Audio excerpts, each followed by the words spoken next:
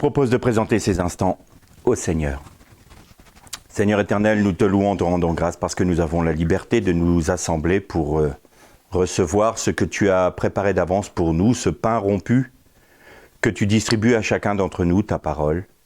Seigneur, nous venons avec humilité devant toi, Seigneur, pour que nous recevions l'instruction que tu veux nous donner. Et pour ma part, Seigneur, je me place devant toi humainement avec mon indignité, mais étant rendu digne par Christ qui est en moi.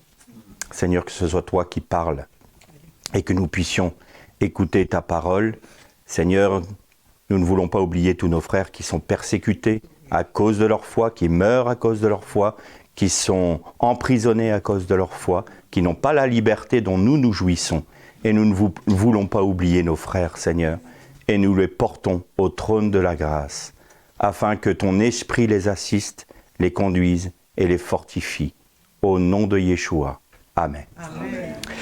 Je vous invite à ouvrir vos Bibles dans la première épître de Paul aux Corinthiens, au chapitre 10, et on va lire à partir du verset 14. 1 Corinthiens, chapitre 10, verset 14.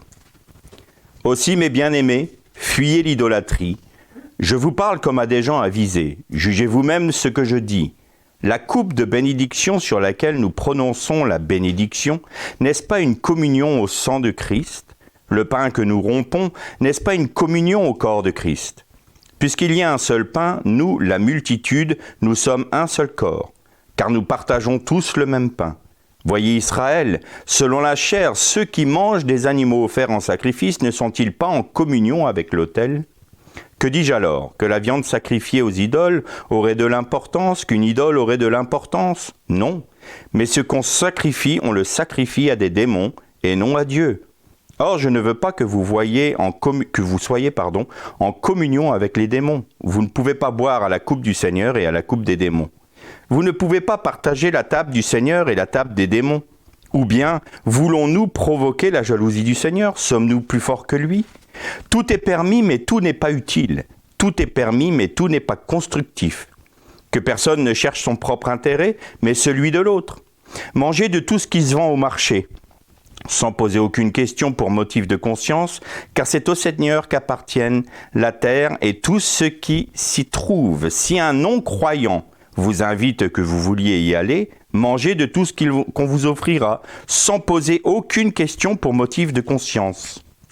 Mais si quelqu'un vous dit « Ceci a été offert en sacrifice, n'en mangez pas », à cause de celui qui vous a informé et par motif de conscience, quand je dis par motif de conscience, je ne parle pas de votre conscience à vous, mais de celle de l'autre.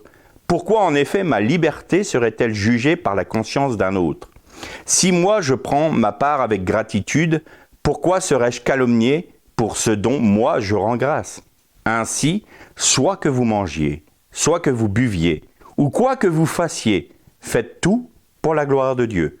Ne soyez une pierre d'achoppement ni pour les Grecs, ni pour les Juifs, ni pour l'Église de Dieu. Comme moi aussi, en tout, je veux faire ce qui plaît à chacun, cherchant non pas mon propre intérêt, mais celui de la multitude, afin qu'elle soit sauvée. Et on écoutera aussi la première phrase du chapitre 11. « Imitez-moi comme moi-même, j'imite le Christ. » Ce texte est très intéressant parce qu'il nous parle de la communion fraternelle d'une manière assez particulière.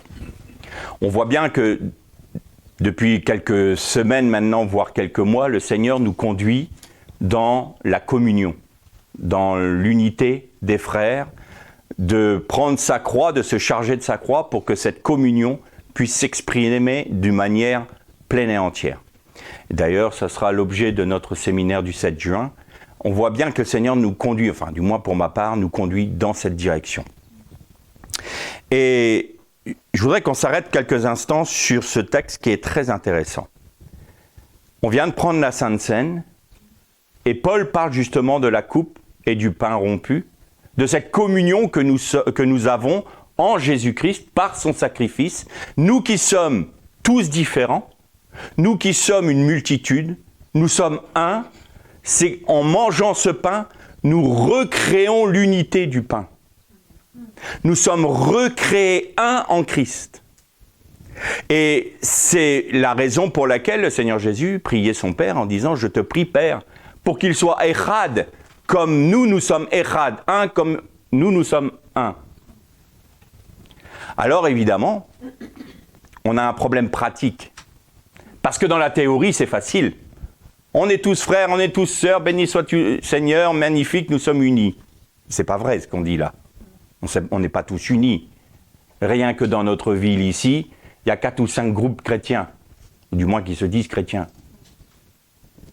On ne se dit pas bonjour dans la rue, on ne se regarde pas, on ne se voit pas. À ceci, tous reconnaissent que nous ne sommes pas disciples de Christ, à la négligence et le mépris que nous avons les uns pour les autres. On peut mettre le texte à l'inverse. Hein. Alors, quelle doit être notre attitude vis-à-vis de nos frères ? Eh bien, nous devons avoir une attitude d'avoir une porte ouverte. Une porte de communion. Une porte d'unité. Mais comme je le dis toujours, pour être Echad avec un autre, on est 2. Pour faire un. Mais si un ne veut pas, on ne peut pas le faire. Ensuite, il y a un autre problème qui se greffe. Et c'est là où on a un problème dans beaucoup d'assemblées, c'est que l'esprit de discernement a disparu dans l'Église. Et donc, on va s'unir avec des personnes qui, manifestement, obéissent à des doctrines de démons. Sur la base de « nous sommes un ». Et comme il n'y a pas de discernement, nous partageons ces doctrines de démons. En d'autres termes, ce qui se passait à l'époque de Paul où les gens, vous savez que les viandes sacrifiées aux idoles ou diverses idoles étaient ensuite amenées dans l'agora, c'est-à-dire le marché. Et on ne pouvait pas savoir si telle ou telle viande avait été sacrifiée à tel dieu ou à tel autre, ou si elle avait simplement été abattue pour la nourriture, on ne savait pas. C'est la raison pour laquelle les Juifs ne mangeaient que des produits cachers, c'est-à-dire sacrifiés sur l'autel de Dieu ou tués d'une certaine manière, et ne se mélangeaient pas aux nations païennes de peur de participer à la table des démons. Il faut savoir que dans j'ai oublié le nom des tribus, mais dans les peuplades anciennes, il y avait des rituels où, vous savez que quand les nations sont sorties de Babel, littéralement, les 70 nations, les gens de Babylone avaient cette particularité d'avoir fait un pacte avec les démons et d'avoir travaillé ensemble. Et ces peuplades-là, dont j'ai oublié le nom, il faudra que je fasse mes recherches à nouveau, elles avaient une pratique très particulière. Elles sacrifiaient au mieux des animaux, au pire des humains. Elles recueillaient le sang, elles les versaient dans des bols, et ensuite elles faisaient un repas de communion, et chaque personne laissait une place vide entre elles. Et elles invitaient les démons à s'unir à leur table, et elles buvaient le sang. D'autres tribus trouvaient tellement répugnant de boire le sang qu'elles simplement posaient le bol au niveau de leurs pieds et à côté d'eux pour les démons, et elles prenaient un repas symbolique par le sang. Pourquoi ? Parce que Dieu a dit « tu ne consommeras pas de sang ». Et donc là, il y a un dévoiement total de ces commandements de Dieu. Non seulement on boit le sang, mais en plus on communie avec les démons. Donc ça, c'est dans la partie la plus ostensible, je dirais. Ensuite, on a les viandes sacrifiées aux idoles. Alors que dit Paul ? Ah ben, tel frère, il a mangé de la viande sacrifiée aux idoles. Alors là, ça on ne peut pas s'unir à lui, hein, vous comprenez ? C'est pas possible. Parce que il a participé à la table des démons, donc il ne peut pas participer à ma communion. Et pourtant, Paul dit, tout ce que vous trouvez sur le marché, mangez-le, avec reconnaissance. Alors, c'est quoi la règle ? Eh bien, il y en a qui vont dire, c'est simple, tout est en Christ, tout est purifié et sanctifié en Christ. Ce n'est pas un problème pour moi d'agir de telle ou telle manière.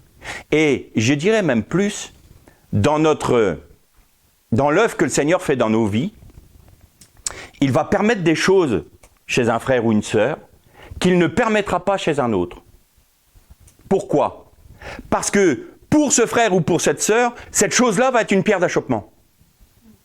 Donc le Seigneur va interdire. Non, je ne te permets pas de faire ça. Oui, mais regarde, tel frère, pour toi, je ne te le permets pas parce que c'est un trait de ton caractère qui va faire en sorte que tu vas t'éloigner de moi si tu restes dans cette attitude-là. Donc je ne te permets pas ça. On va prendre un exemple concret. Un ancien alcoolique, le Seigneur ne va pas lui dire « achète des bouteilles de vin comme tu veux ». Ben non, il va dire « tu ne bois plus d'alcool ». Et ça n'empêchera pas l'autre frère de pouvoir boire un verre de vin à table. Mais, et c'est là que ça devient intéressant, c'est que notre attitude envers nos frères ne doit pas être en fonction de nos prérogatives, mais des leurs. Donc si moi je vais à une table où je sais que j'ai un frère ou une sœur qui est un ancien alcoolique, je ne vais certainement pas aller déboucher une bouteille de vin devant son nez et de faire de ma liberté une occasion de chute pour mon frère ou pour ma sœur. Donc je vais restreindre ma liberté pour ne pas heurter mon frère ou ma sœur. C'est d'une simplicité enfantine. Et c'est ce que dit Paul. Il dit, vous allez manger toutes les viandes qui sont au marché, ne vous inquiétez pas, tout est sanctifié. Mais pour ceux pour qui ils ne sont pas encore affermis dans la foi, si tout d'un coup ton frère qui est avec toi au marché te dit, ah, tu sais que cette viande-là a été sacrifiée aux idoles? Alors, non pas pour ta conscience à toi, parce que toi tu as compris, tu as marché suffisamment avec le Seigneur pour avoir cette liberté de savoir qu'en Christ tout est sanctifié, mais à cause de sa conscience à lui, eh bien tu ne vas pas prendre cette viande-là. Parce que tu ne dois pas être pour ton frère une pierre d'achoppement. Ne fais pas de ta liberté un droit qui va blesser, heurter, faire chuter ton frère ou ta sœur. Et cette attitude de cœur doit être dans toutes nos relations avec nos frères et sœurs. C'est-à-dire que très souvent, je suis en contact avec des personnes qui me téléphonent ou qui m'écrivent et qui ont une attitude assez,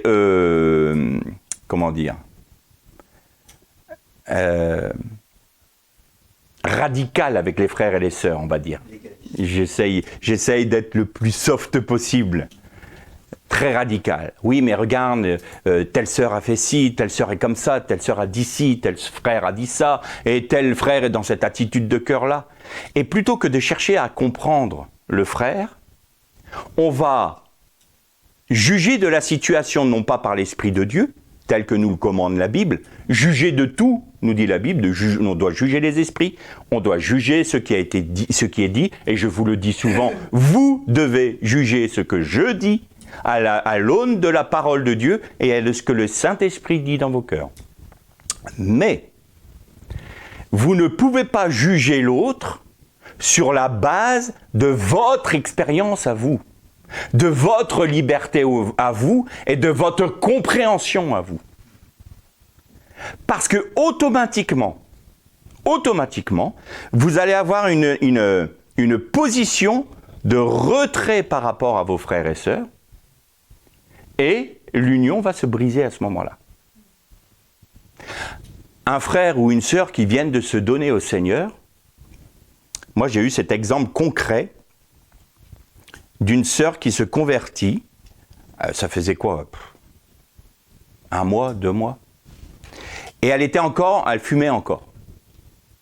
Bon, comme je dis souvent, quand un bébé naît, il n'a pas bac plus 10, hein. Il faut qu'il croisse, il faut qu'il grandisse, il faut qu'il apprenne, voilà. Et peut-être que le Seigneur est en train de travailler dans le cœur de cette sœur sur un autre point, et que la cigarette serait plus tard. Qui sait? C'est pas à moi de juger. Et dans l'église dans laquelle j'étais, très légaliste et assez autoritaire, elle avait demandé le baptême. Et un jour, un membre de notre assemblée a vu cette sœur fumer. Elle l'a reporté au pasteur et on lui a interdit le baptême. Parce qu'elle fumait. 1 mois après, elle est décédée dans un accident de voiture. Voilà ce que fait le jugement à l'aune de nos propres conceptions, de notre propre perception. Mais on oublie un détail. Nous qui avons une marche chrétienne avec le Seigneur depuis X années, nous n'avons plus aucune faille dans nos vies. Alors pourquoi avons-nous pris le baptême? Est-ce que moi, je n'ai plus de péché dans ma vie pour jeter la pierre sur mon frère? Vous avez remarqué que c'était les plus vieux jusqu'aux plus jeunes qui partaient. Les plus vieux étaient bien plus chargés, parce qu'ils avaient eu plus de temps pour pécher. Maintenant, ceci dit, qu'est-ce que j'entends par ne pas s'allier à la doctrine des démons? S'allier, communier avec des frères, enfin avec des personnes qui prônent ou qui vivent selon des doctrines de démons, c'est exactement la même chose que de manger des viandes sacrifiées aux idoles ou de communier avec des démons. C'est la même chose. Une doctrine de démons qui fait des ravages dans l'Église aujourd'hui, c'est la prospérité. Nous ne voulons pas que Dieu soit maître souverain dans nos vies. Nous invoquons Mammon. En clair, c'est ça. Nous avons fait notre choix. Nous invoquons Mammon. Si je donne 100 €, j'en touche 100 000. Seigneur, c'est en fait, je fais un deal avec le Seigneur. C'est ça qu'on veut faire. Et en fait, on n'adore pas Dieu, on adore des démons. Bien. Ça veut dire une chose. Avec ces frères, avec ces personnes-là, je ne peux pas communier. Je ne peux pas prendre le pain et le vin. Je ne peux pas les saluer comme frères. Parce qu'ils ont rejeté Christ pour adorer un autre Dieu. C'est ça que ça veut dire. Et là, c'est là où on a besoin de discernement.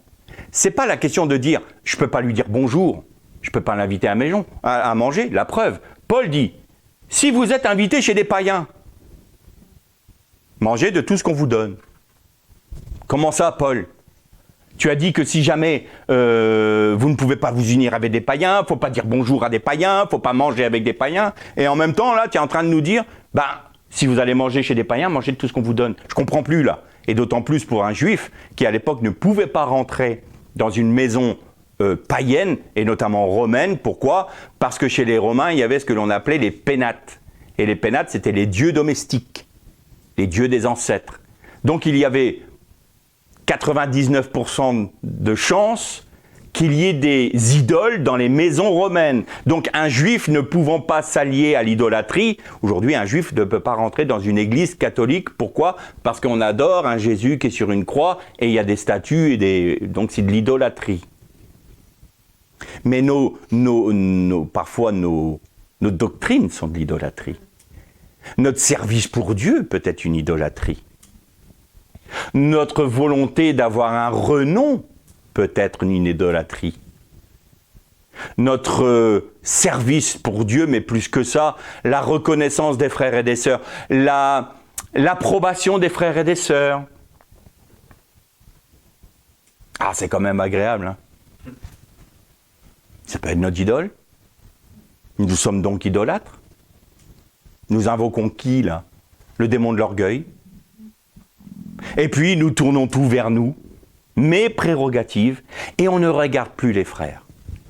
Alors, ça engendrait des problèmes énormes, et ça engendre encore des problèmes énormes dans l'Église, c'est que des frères et des sœurs se sentent rejetés. Des frères et des sœurs se sentent méprisés. Parfois, ils ont eu un cheminement de vie qui a fait que tout le temps, ils ont été méprisés. Tout le temps, ils ont été rabaissés. Et on en arrive avec une attitude qui n'est pas selon le cœur de Dieu envers nos frères et sœurs, à accentuer ce sentiment d'inutilité et de non-valeur chez nos frères. Là où normalement la communion des frères devrait dire Christ t'entoure de ses bras, Christ t'entoure de son amour, Christ regarde à travers nous, nous te portons dans l'amour fraternel, dans l'amour de Dieu. Eh bien là, c'est l'inverse qui se fait. Oh, cette personne, oh, ce frère, il est inutile. Mais ce frère ou cette sœur que l'on méprise, non seulement Dieu l'a voulu, mais Dieu l'a voulu de toute éternité. Je te connaissais avant même la fondation du monde.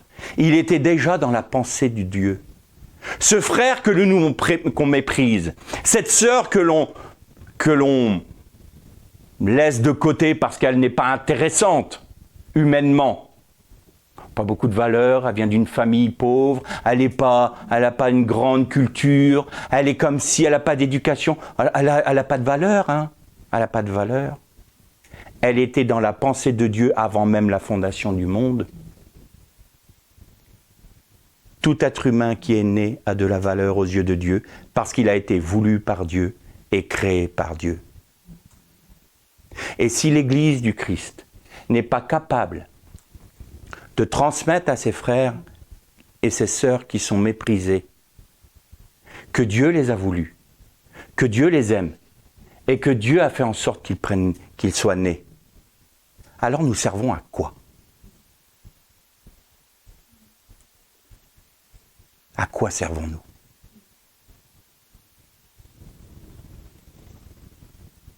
Le mépris, le manque de considération est une gangrène dans le corps de Christ.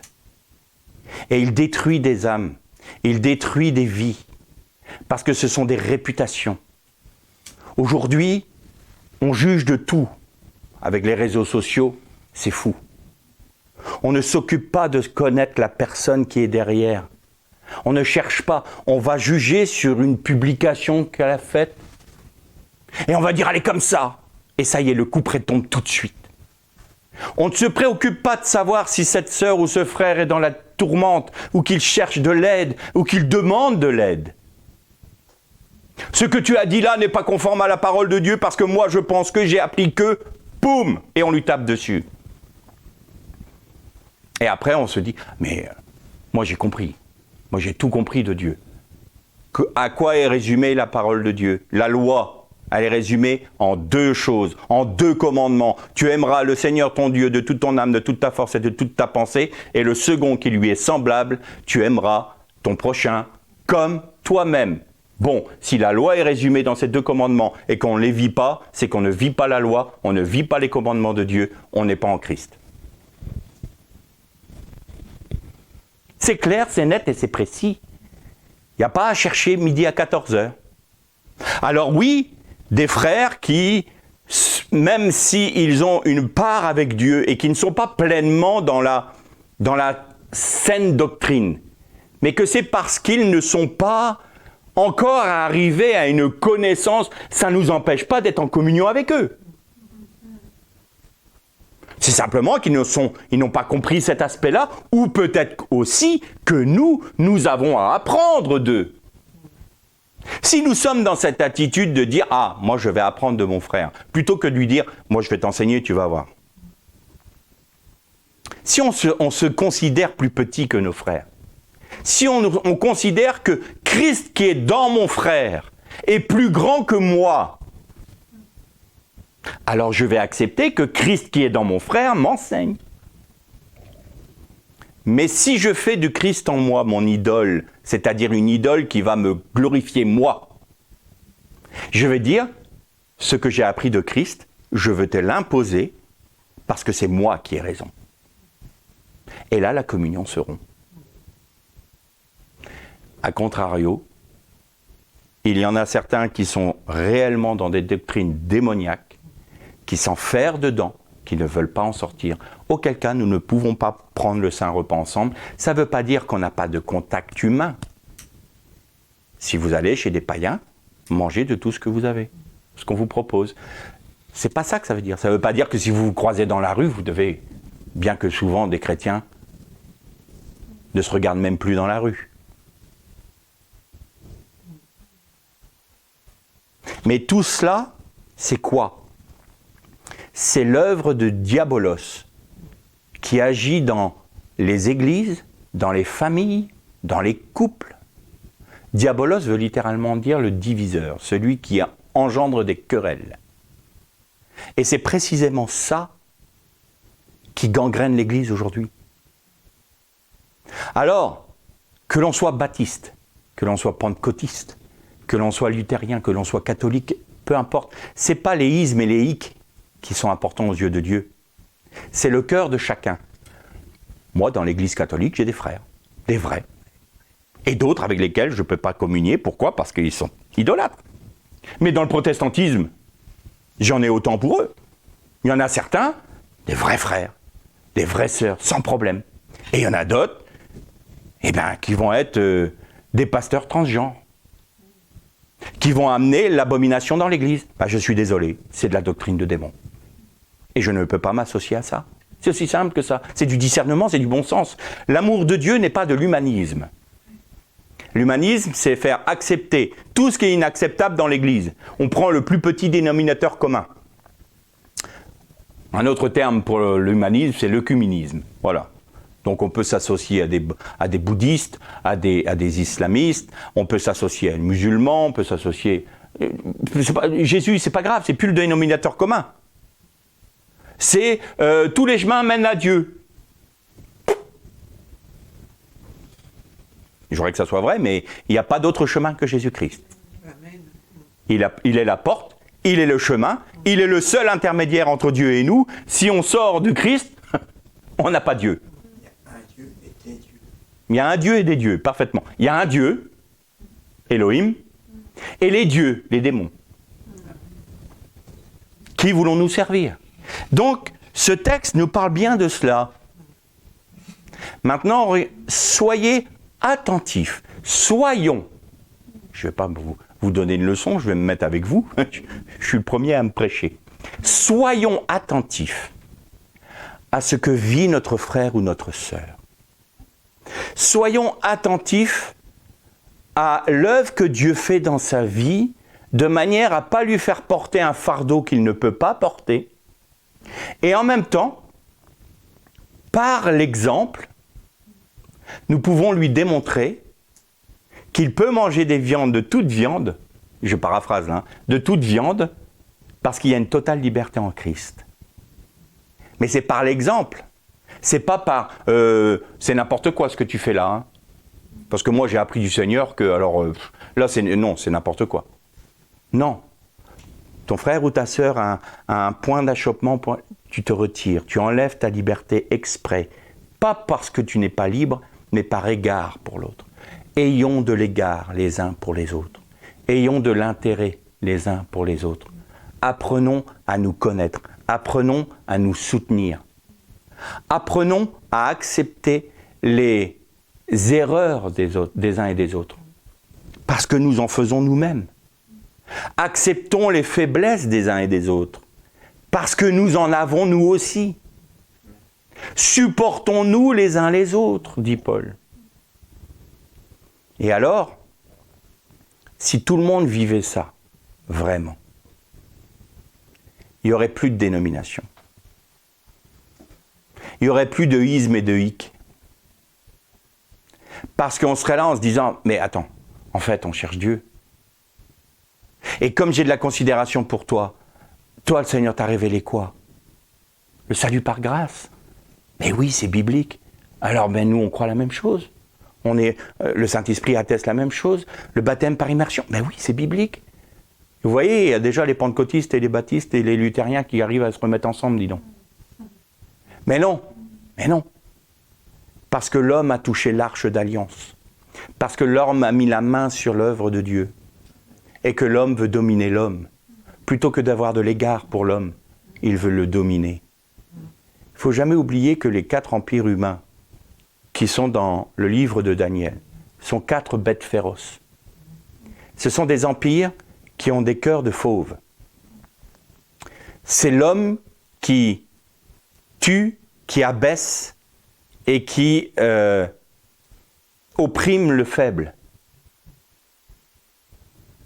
Notre pays, non content d'avoir, pas le pays, la République, non content d'avoir mis dans les fondations, dans le socle de la République, l'autel à Moloch, aujourd'hui, veut tuer le faible. On m'a appelé il y a quelque temps pour faire un sondage. Et on me demandait si j'étais pour ou contre la peine de mort. Je leur ai dit, mais la peine de mort existe en France depuis longtemps. Elle n'a pas été abolie. La seule différence, c'est qu'avant, on mettait à mort le coupable. Aujourd'hui, on met à mort l'innocent. Donc, le bébé, on n'en veut pas, on le tue dans le ventre de sa mère, il ne fait pas de bruit comme ça. Et puis, le malade, l'handicapé, le faible, le vieux, le pauvre, on va les éliminer. Vous coûtez de l'argent à la société. C'est ça la civilisation que l'on veut. C'est ça que l'on prône, le progrès humain. Et quand l'Église est touchée par les mêmes choses, alors vous allez me répondre, attends, on n'est pas en train de mettre à mort physiquement des gens, non, c'est vrai. Mais la brebis qui est faible, la brebis qui est blessée, et qu'on la laisse sur le bord du chemin en disant « Oh, on ne va pas s'occuper d'elle parce qu'elle est vraiment pénible », on la tue. Un frère pasteur gallois me disait un jour « Les chrétiens sont les seuls à achever leurs blessés ». C'est la vérité. C'est le même esprit. C'est la même chose qui agit. Alors notre pays est en train de... Enfin, de toute façon, il y a un ange de la mort qui est sur notre pays depuis 8 ans. Il continue son œuvre. Il continue son œuvre. Le jugement est inévitable. Une société qui tue et qui met à mort les plus faibles n'est plus une société humaine. Mais dans l'Église, nous devons être un contre-exemple. Nous devons être la lumière du monde. Nous devons être le sel de la terre. Mais est-ce que la lumière n'a pas été cachée? Est-ce que le sel n'a pas perdu sa saveur? C'est ça qu'il nous faut nous poser comme question. Alors, on ne pourra pas changer toutes les églises. On ne pourra pas faire en sorte que tous les frères adhèrent à cela. Mais en ce qui nous concerne, dans le petit reste qui nous sommes, ce tout petit troupeau que nous sommes, vivons-le. Vivons-le pour que l'exemple que nous démontrons aux autres puisse être un sujet d'interpellation. Soyons, par Christ qui est en nous, par l'Esprit du Christ qui nous anime, un buisson ardent, qui attire le regard des autres, et qui pourront, à ce moment-là, se dire « Mais qu'est-ce que vous avez que nous n'avons pas? Nous avons simplement Christ, et nous vivons que par sa grâce. Rien en nous, tout en lui. » Et l'harmonie que nous avons n'est pas parce que nous sommes meilleurs que vous, mais parce que nous laissons l'amour de Dieu se manifester en nous, à travers nous, par l'Esprit du Christ qui nous anime. Nous voulons nous respecter les uns les autres. Nous voulons accepter, même supporter les faiblesses des uns des autres parce que nous sommes nous-mêmes faibles. Alors on ne va pas dire à l'autre, mais je ne te permets pas d'agir comme ça. Mais moi, je t'ai blessé. Mon propos a peut-être été virulent. Le ton que j'ai employé t'a peut-être heurté. Pardonne-moi. Pardonne-moi, c'est ma faiblesse. Mon action que j'ai... Je me suis peut-être offusqué de ce que tu as fait parce que je n'ai pas cherché à comprendre ce que tu faisais et puis ça m'a saoulé sur le moment. Alors, je t'ai fait comprendre que tu me saoulais, quoi. Pardonne-moi. Pardonne-moi. Pardonnons-nous les uns les autres. Pardonnons-nous les uns les autres. Aimons-nous les uns les autres par l'amour du Christ, par le respect de l'autre. Pour dire à l'autre, viens. Tu aimes Christ. Tu es en Christ. Tu es mon frère. Tu es ma sœur. Je n'ai pas le droit de te rejeter. Je n'ai pas le droit de te juger et de te condamner. J'ai le droit de discerner, mais je n'ai pas le droit de te juger et de te condamner en tant que personne. Et si tu veux vivre avec Christ, si tu veux grandir avec Christ, alors, où que nous soyons arrivés tous les deux, marchons d'un même pas. L'Erlé Shalom.